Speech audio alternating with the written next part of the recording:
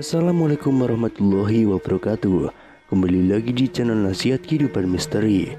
Pada video kali ini saya akan membahas tentang ramalan Nyi Roro Kidul di tahun 2023. Makhluk gaib yang paling disegani karena menguasai Laut Selatan Jawa atau dikenal dengan nama Nyi Roro Kidul memberikan ramalan kejadian bencana besar yang akan terjadi di tahun 2023.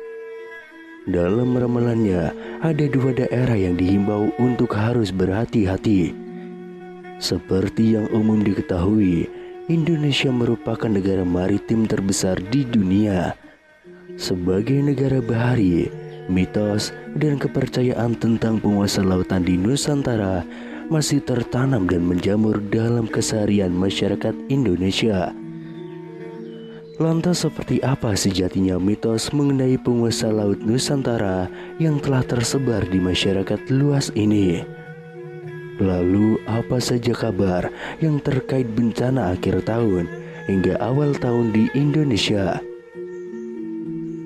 Di tahun 2023 ini, banyak perkiraan bencana besar yang akan terjadi di Indonesia.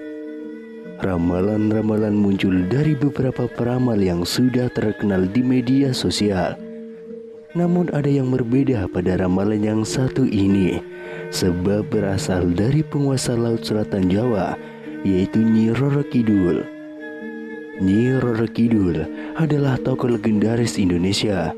Ia bahkan sangat populer di kalangan masyarakat Pulau Jawa dan Bali.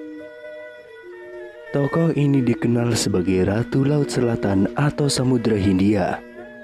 Sebelum kita akan memasuki pembahasan, ada suatu peristiwa yang menarik yang terekam dalam sebuah video di media sosial Facebook yang telah ramai menjadi perbincangan. Pasalnya ada sebuah festival atau upacara adat yang dilakukan di sekitar pantai selatan Jawa. Dalam upacara tersebut, ada seorang wanita yang berpakaian layaknya tokoh penunggu laut pantai selatan Jawa atau Nyi Roro Kidul. Sebelum acara tersebut selesai, ada peristiwa yang cukup menarik.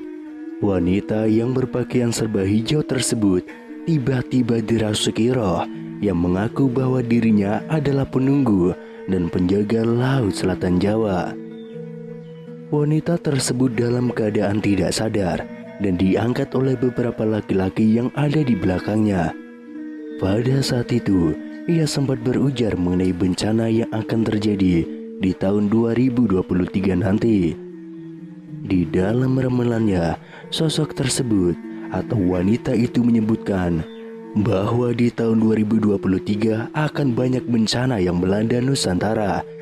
Khususnya bencana alam akan silih berganti, mulai dari gempa bumi, tanah longsor, banjir bandang, angin puting beliung, bahkan gunung-gunung akan meletus.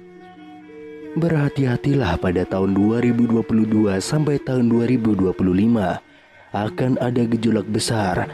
Di sebelah selatan Gunung Kendeng akan hancur, ujar sosok wanita yang katanya dirasuki oleh sosok Ratu Pantai Selatan atau Nyi Roro Kidul. Seperti yang kita semua ketahui, Pegunungan Kendeng adalah pegunungan kapur yang membentang di bagian utara Pulau Jawa.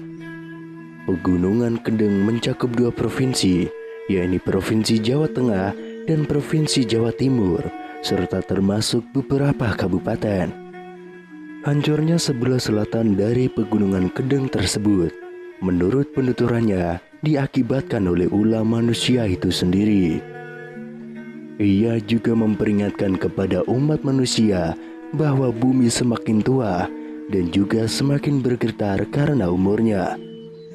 Memang, kita tidak bisa mempercayai penuh atas ramalan-ramalan yang beredar di dalam masyarakat. Akan tetapi kita harus waspada setiap saat untuk menanggulangi bencana-bencana yang tidak bisa diprediksi oleh kecanggihan teknologi manusia sekalipun.